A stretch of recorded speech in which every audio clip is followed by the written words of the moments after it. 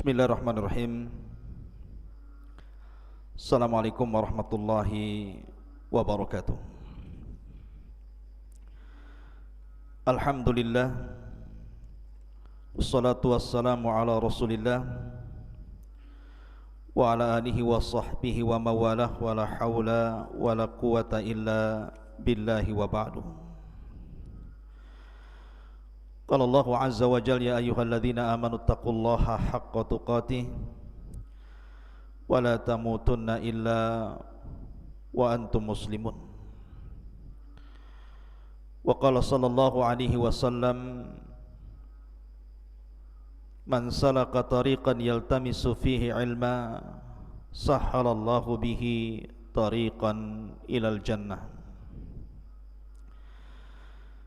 Ma'asyiral muslimin yang dimuliakan Allah Subhanahu wa taala, alhamdulillah di malam hari ini Allah Subhanahu wa taala masih banyak berikan nikmat kepada kita, terutama nikmat iman, nikmat Islam, dan juga nikmat kita berada di atas sunnah Rasul, dan juga nikmat kita bertalabul ilmi di malam hari ini. Salawat dan salam kita haturkan kepada Nabi kita Muhammad sallallahu alaihi wasallam. Allahumma salli ala Muhammad wa ala alihi wa sahbihi wa man sara ala nahjihi ila yaumiddin.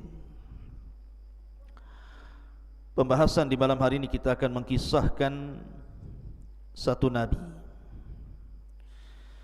penerus daripada Kalimur Rahman, Musa alaihi salatu wassalam. Dan kita tahu bahawa Nabiullah Musa alaihi salatu wassalam adalah satu di antara nabi yang paling masyhur dari nabi-nabi Bani Israel. Siapakah penerus Nabi Musa setelah wafatnya Musa?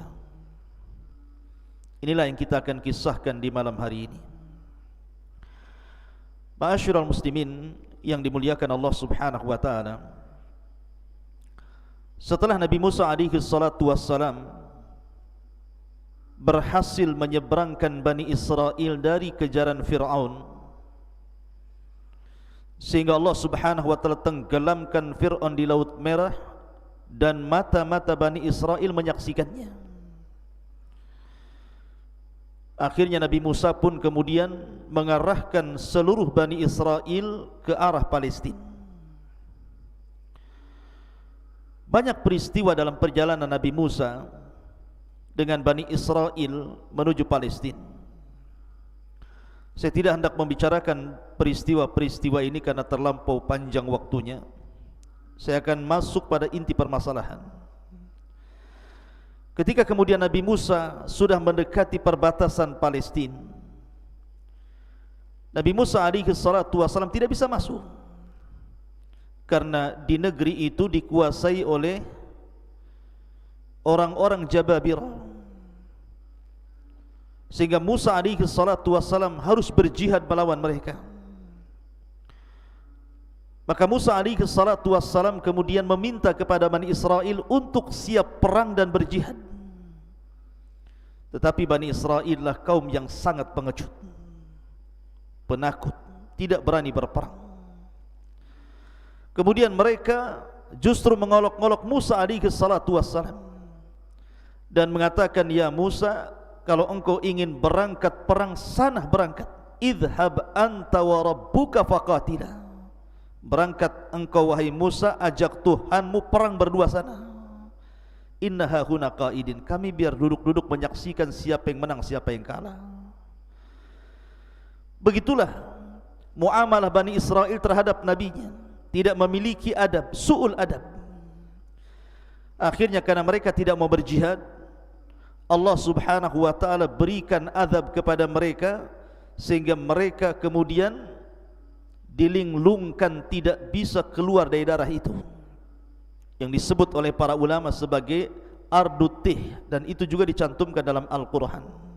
Selama 40 tahun mereka berada di negeri itu, tidak bisa keluar. Bayangkan, mereka tinggal di sebuah padang pasir kering kolontang, tidak ada tanaman, tidak ada tumbuhan, tidak ada air. Betul-betul Allah Subhanahu wa taala hinakan mereka karena mereka tidak mau berjihad dengan Nabi Musa alaihi salatu wassalam. Walaupun kemudian akhirnya dengan kebaikan Nabi Musa alaihi salatu wassalam mereka diberikan makanan manna wassalwa. Kemudian dikeluarkan air dari bebatuan sebanyak 12 mata air. Itulah makanan mereka selama berada di negeri Tih. Sampai Allah Subhanahu wa taala takdirkan Nabi Musa meninggal dunia di negeri ini, dan juga sebelumnya Harun alaihi salatu wassalam juga meninggal dunia dan belum mampu membebaskan Baitul Maqdis. Baru setelah kemudian Harun meninggal dunia, Nabi Allah Musa alaihi salatu wassalam meninggal dunia, maka tampuk kepemimpinan jatuh ke tangan Yusha ibn Nun.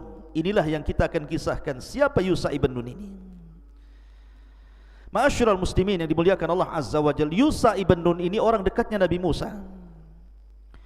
Kalau kita cerita tentang kisah Musa mencari ilmu menuju Nabi Khidir alaihi salam, maka pembantu yang ikut bersama Musa adalah Yusha ibn Nun. Dialah yang membawakan perbekalannya sampai betul-betul Musa berjumpa dengan Khidir. Artinya Yusha ini betul-betul orang dekatnya Nabi Musa. Sehingga ketika Nabi Musa alaihi salatu wassalam meninggal dunia, maka Yusha inilah yang kemudian menjadi nabi dan yang memimpin Bani Israel. Ketika generasi para pengecut, para penakut di zaman Nabi Musa juga sudah hilang, sudah meninggal dunia, kemudian datang generasi berikutnya. Maka generasi berikutnya inilah kemudian digembleng oleh Yusha ibn Nun selama 40 tahun untuk siap berjihad.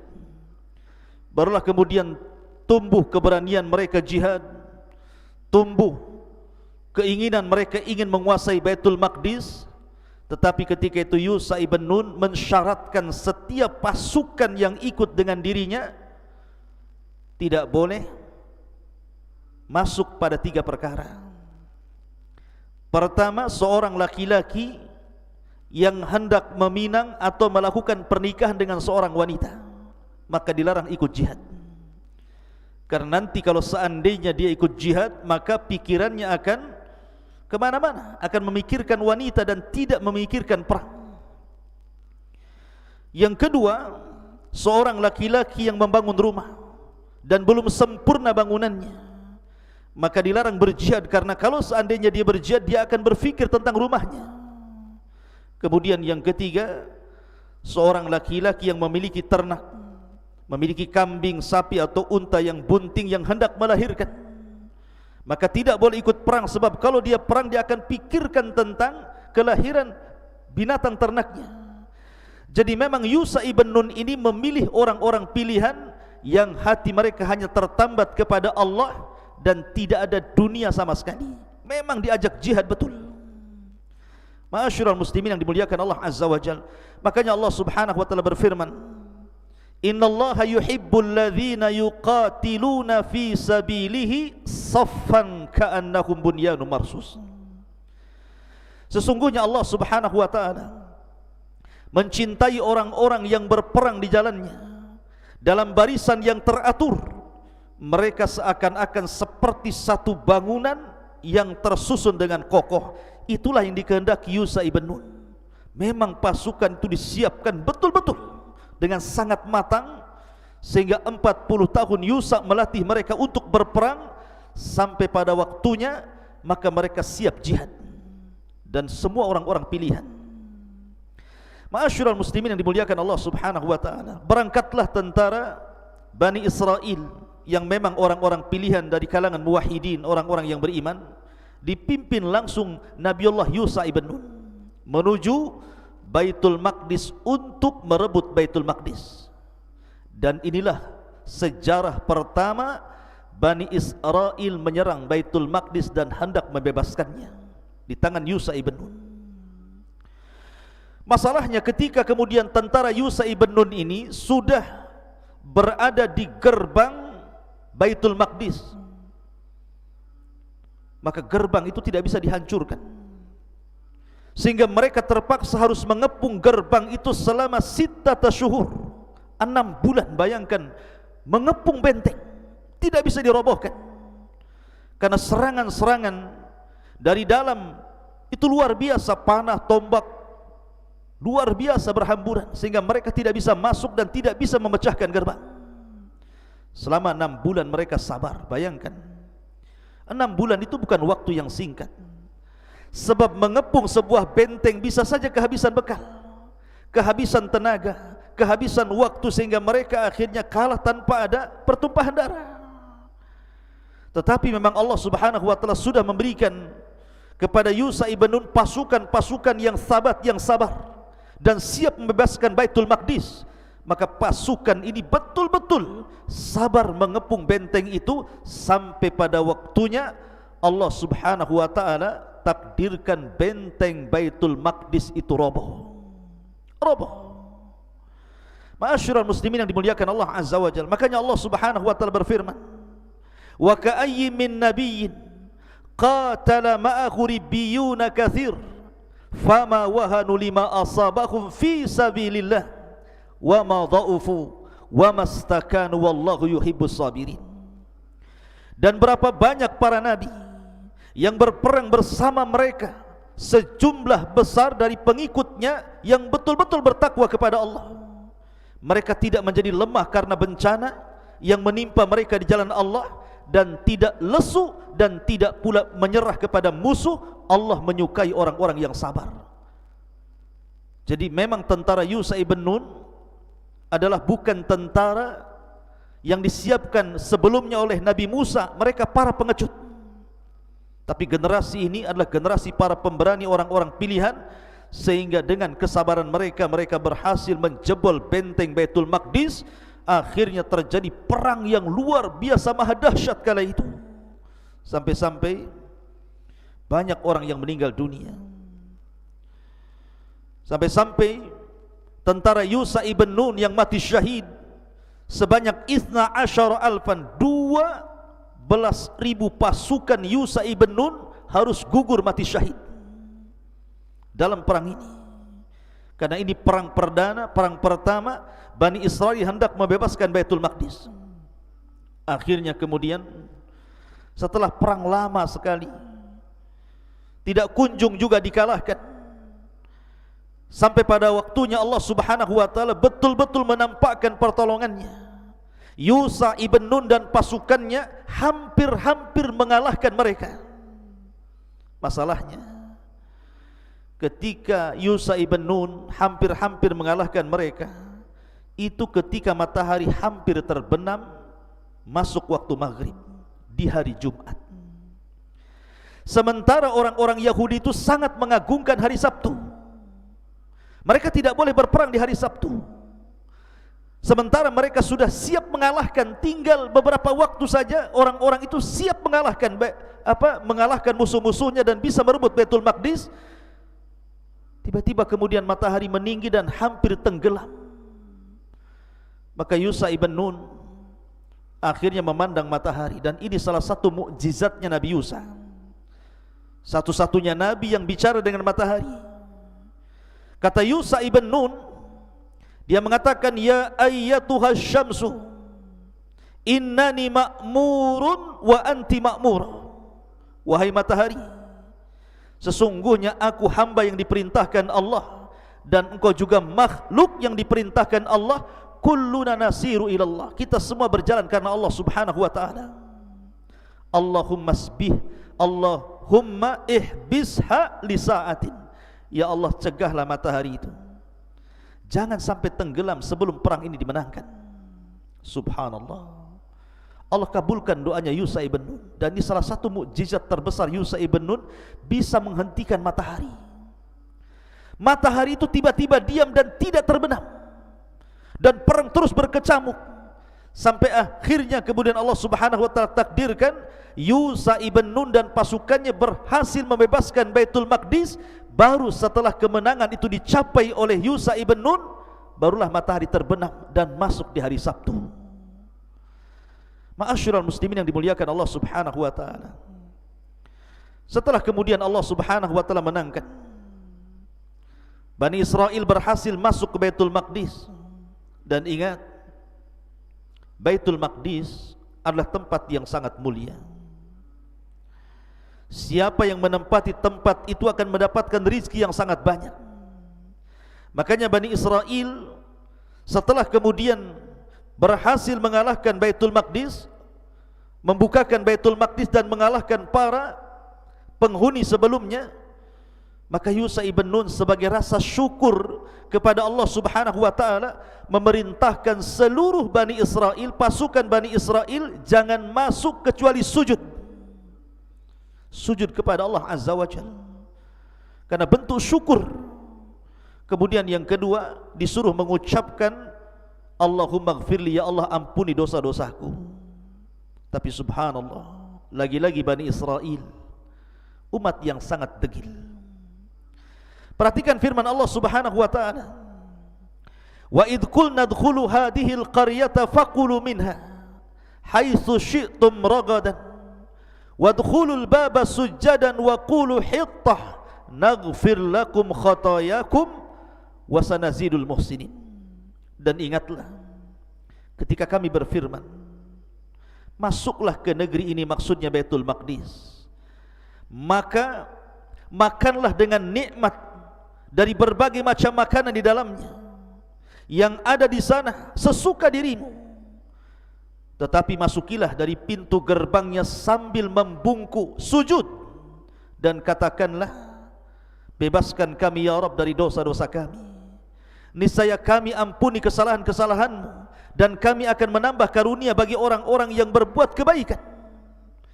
Jadi perintah Yusha ibn Nun itu sebagai bentuk rasa syukur. Bani Israel berhasil membebaskan Baitul Maqdis, dan negeri Baitul Maqdis itu penuh dengan nikmat yang luar biasa. Setelah mereka berada di sebuah negeri linglung, tidak ada satupun makanan yang bisa dimakan kecuali manna dan salwa. Tiba-tiba kemudian berhasil membukakan Baitul Maqdis. Kala itu negeri yang sangat kaya, makanan macam-macam, rizki Allah yang luar biasa. Makanya Yusha ibn Nun mengatakan, masuklah dengan cara sujud, kemudian katakanlah Allahumma gfirli, ya Allah ampuni dosa-dosaku. Tapi lihat bagaimana jawaban orang-orang Bani Israel akan perintah Yusha ibn Nun.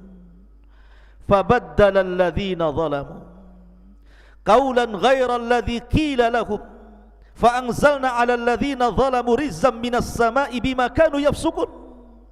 Lalu orang-orang zalim itu tiba-tiba mengganti perintah dengan perintah lain yang tidak diperintahkan kepada mereka. Maka kami turunkan malapetaka dari langit kepada orang-orang zalim itu karena mereka selalu berbuat fasik. Apa pelanggaran mereka? Pertama, ketika Yusha ibn Nun menyuruh mereka untuk sujud, malah mereka kemudian berjalan membelakangi. Ini kan kurang ajar. Disuruh sujud malah berjalan membelakangi. Yang kedua disuruh mengucapkan hittah. Hittah itu artinya Allahumma gfirli, ya Allah ampuni dosa-dosaku. Mereka ganti kata hittah dengan hintah. Hintah ini makanan. Disuruh untuk meminta ampun malah minta makanan. Kurang ajar Bani Israel ini. Makanya kenapa Allah Subhanahu wa taala mengatakan fa'anzalna 'alal ladzina zalamu rizqan minas sama'i bima kanu yafsukun. Maka datanglah malapetaka dari langit kepada orang-orang zalim itu. Apa malapetakanya? Ada yang mengatakan Allah kirim penyakit taun, semacam wabah. Ribuan Bani Israel meninggal karena wabah ini. Persis seperti mungkin sekarang, di zaman sekarang ada wabah corona. Allah Subhanahu wa taala betul-betul azab Bani Israel dengan diturunkan taun kepada mereka. Sehingga Allah Subhanahu wa taala gambarkan dalam Al-Qur'an bagaimana taun kemudian menimpa mereka, sehingga mereka ulufun hadaral maut, ribuan manusia itu lari dari taun karena menghindari kematian. Dan itu akibat ulah mereka, karena kebiasaan Bani Israel apabila bermuamalah dengan nabinya cuma dua. Pertama, mengingkari ajaran nabinya. Yang kedua, atau mungkin membunuh nabinya. Perhatikan firman Allah Subhanahu wa taala. Wa laqad atayna Musal kitaba wa qaffayna min ba'dihi birrusul wa atayna Isa ibn Maryam al-bayyinati wa ayyadnahu biruhil qudus afakullama ja'akum rasulun bima la tahwa anfusukum mustakbartum fafariqan kadzabtum wa fariqan taqtulun. Dan sesungguhnya kami telah mendatangkan Taurat kepada Musa, dan kami telah menyusulinya berturut-turut sesudah itu dengan rasul-rasul, dan telah kami berikan bukti-bukti kebenaran berupa mukjizat kepada Isa putra Maryam, dan kami memperkuatnya dengan Ruhul Kudus. Apakah setiap datang kepada kamu seorang rasul membawa sebuah ajaran yang tidak sesuai dengan hawa nafsu kalian, kemudian kalian sombong, lalu sebagian kalian mendustakan dan sebagian kalian membunuh para rasul? Lihat Allah katakan, fariqan kadzabtum wa fariqan taqtulun. Sebagian mereka Bani Israel terkadang mendustakan rasul, bahkan sebagian mereka membunuh para rasul. Siapa yang membunuh Yahya bin Zakaria? Bani Israel. Siapa yang membunuh Zakaria? Bani Israel. Bahkan ada satu desa 70 nabi dibantai dalam satu hari. Makanya Allah Subhanahu wa taala katakan, yaqtulunal anbiya'a bighairil haq. Mereka suka membunuh para nabi tanpa hak dibenarkan. Dan hari ini ikhwatu fiddin yang dimuliakan Allah Azza wa Jalla, tepat pada tanggal 27 Ramadan kalau tidak salah, terjadi penyerangan orang-orang Yahudi Israel kepada Palestina. Mereka membunuh orang-orang yang tidak berdosa, perang yang tidak ada aturan, membunuh anak-anak, membunuh wanita-wanita, membunuh orang tua. Islam melarang. Islam punya adab dalam berperang. Tidak boleh membunuh anak-anak, tidak boleh membunuh perempuan, tidak boleh membunuh orang-orang tua. Kalau hendak membunuh, bunuhlah tentaranya. Tetapi mereka sudah tidak punya aturan, karena memang dari dulu Bani Israel, orang-orang Yahud, mereka suka membunuh para nabi. Yaqtulunal abriya, membunuh orang-orang baik tanpa ada hak yang dibenarkan. Dan kita hanya bisa berdoa kepada Allah Subhanahu wa taala, semoga saudara-saudara kita di Palestina Allah menangkan. Karena bagaimanapun Islam akan datang kejayaannya, akan datang masanya Islam jaya, dan akan menghanguskan orang-orang Yahudi. Ma'asyiral muslimin yang dimuliakan Allah Subhanahu wa taala, maka kembali kepada kisah setelah kemudian Yusha ibn Nun berhasil merebut Baitul Maqdis, kemudian Bani Israel menempati Baitul Maqdis, kemudian berjalannya waktu, akhirnya kemudian Yusha ibn Nun pun meninggal dunia. Kemudian digantikan para nabi setelahnya, dan para nabi setelahnya sampai kepada zaman Nabi Samuel. Disinilah kemudian Bani Israel bosan dipimpin para nabi. Mereka ingin dipimpin oleh raja. Kami tidak mau yang memimpin kami seorang nabi. Akhirnya mereka meminta kepada Nabi Samuel untuk dipilihkan kepada mereka seorang raja, agar mereka kemudian bisa kembali jaya. Karena sebelum kemudian kedatangan Nabi Samuel ini, karena mereka selalu menghinakan para nabi, membunuh para nabi, sehingga mereka kemudian dihancurkan oleh seorang raja zalim namanya Bukhtun Nasr. Sebagian mereka ditangkap, dibunuh, dijadikan tawanan, akhirnya mereka menjadi hina. Karena kehinaan itulah mereka meminta kepada Nabi Samuel untuk dipilihkan raja supaya mereka kembali jaya. Maka Nabi Samuel pun kemudian memilihkan kepada mereka seorang raja pertama Bani Israel yang disebut dengan Raja Talut. Inilah raja pertama dari raja Bani Israel. Bagaimana kisah Talut? Bagaimana melawan Jalut? Bagaimana munculnya Nabi Daud? Tentu ini kisah yang panjang, tidak mungkin saya ceritakan dalam satu malam, dan kita akan bersambung. Mudah-mudahan kajian di malam hari ini bermanfaat untuk kaum muslimin. Akhirnya saya hanya bisa menutup kajian dengan membaca doa kafaratul majlis. Subhanakallah bihamdika asyhadu an la ilaha illa anta astaghfiruka wa atubu ilaik. Allahu ta'ala alam. Assalamualaikum warahmatullahi wabarakatuh.